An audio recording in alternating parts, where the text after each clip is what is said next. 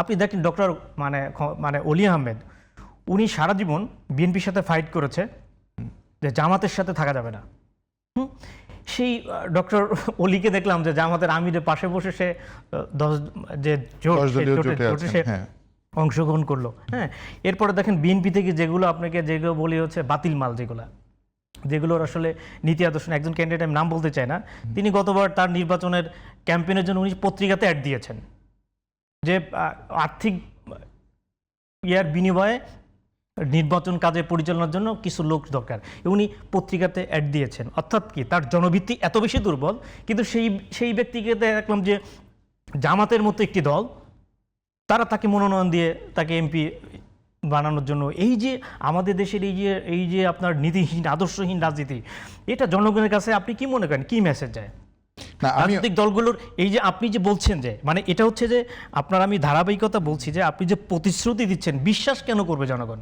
কারণ আপনি সংসদ সদস্য তো নির্বাচিত আগে হবেন, তারপরে আপনার প্রতিশ্রুতিগুলো আপনি জনগণের জন্য বাস্তবায়ন করবেন, রাইট? এর আগেই তো আপনি আপনার নীতি নৈতিকতাকে আপনি ধ্বংস করে দিচ্ছেন।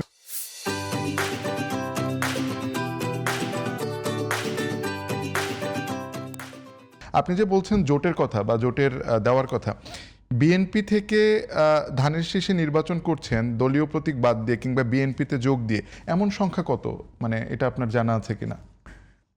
এরকম সংখ্যা খুব বেশি না, আমি মনে হয় 10-12 জন হবে, খুব এরকম আর কি।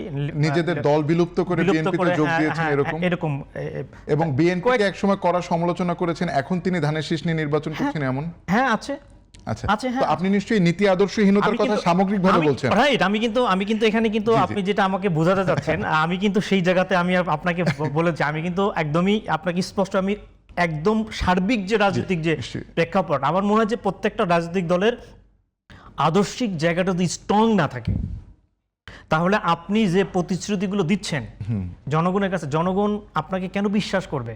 কারণ জনগণ তো দেখছে যে আপনি ডিগবাজির খেলায় আপনি মেতে উঠেছেন। আপনি একটা সংসদ সদস্য করার জন্য আপনার নীতি আদর্শকে, দীর্ঘদিনের আপনার রাজনৈতিক যে আপনি যে অ্যাক্টিভিটিসগুলো করেছেন, জনগণকে যে কথাগুলো বলেছেন, মিডিয়াতে বলেন, সামাজিকভাবে বলেন, সব জায়গাতে বলেছেন, কিন্তু নির্বাচনের ঠিক আগে এসে আপনি আপনার ওই সমস্ত আপনার আদর্শকে সব কিছু আপনি জলাঞ্জলি দিয়ে শুধু সংসদ সদস্য হওয়ার জন্য আপনি এখানে আপনার সমস্ত কিছুকে আপনি জলাঞ্জলি দিচ্ছেন।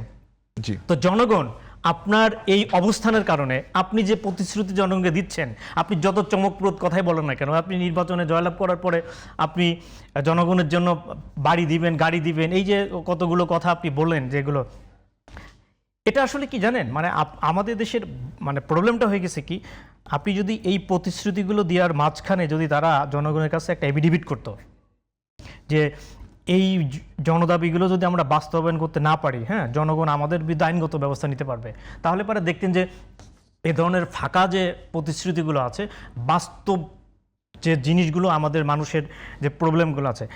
আমি একটি গবেষণা প্রতিষ্ঠানে কাজ করি, বাংলাদেশের অনেক রাজনৈতিক দল আছে, বাংলাদেশের কি সমস্যা সেটাই তারা জানে না। নির্দিষ্ট করে বলতে পারবেন মানে কারা? এখন তো আমরা প্রধান দুটি জোট দেখি। হ্যাঁ, সেটাই, বাংলাদেশের যে প্রবলেমগুলো আছে সেই প্রবলেমগুলোর আসলে অনেক রাজনৈতিক দলগুলো সেই প্রবলেমগুলোর কাছে যাওয়ার তাদের সেই সুযোগটাই নেই। যেমন আগামী দিনে ধরেন আপনার বাংলাদেশে কি কি চ্যালেঞ্জগুলো আছে। আচ্ছা, তাহলে এই চ্যালেঞ্জ থেকে ফিরবো আমরা। তো আপনি দেখেন একটা জিনিস, হ্যাঁ, আপনি দুর্নীতি, যে আপনি প্রথমে বলেন, আপনি দুর্নীতির কথা বলছেন যে দুর্নীতি আপনি প্রতিরোধ করবেন, কিন্তু কিভাবে দুর্নীতি প্রতিরোধ করবেন? আচ্ছা, তার কিন্তু কোনো প্ল্যান, পরিকল্পনা, রোড ম্যাপটা এটা থাকতে হবে।